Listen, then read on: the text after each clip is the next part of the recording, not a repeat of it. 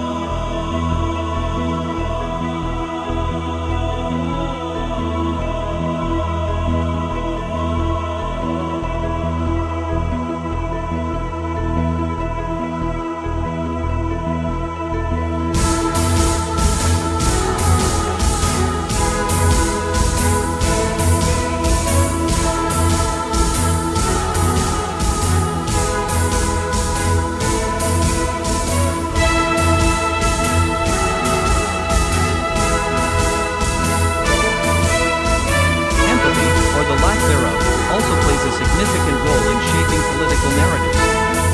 For example, George Osborne's welfare cuts were criticized as stemming from a lack of empathy for the poor. Meanwhile, Obama's ability to project empathy effectively marginalized opponents like Mitt Romney, whose comments about the 47% of Americans reliant on government aid were portrayed as deeply insensitive. Critics argue that this politically charged version of empathy might be more about optics than genuine concern. Obama's emphasis on empathy, especially in the context of his second term and re-election campaigns, can be seen as a tool to sway public opinion to secure political victories. His empathetic gestures often came at opportune moments, suggesting a deeper, perhaps hidden, agenda aimed at consolidating power and appealing to voters' emotions rather than addressing the underlying issues authentically. In conclusion, while empathy is celebrated as a cornerstone of moral behavior, its application in political arenas, especially by figures like Barack Obama, raises questions about authenticity and manipulation. The blending of scientific insights with political strategy highlights the complexities and potential pitfalls of wielding empathy as a tool for influence and control.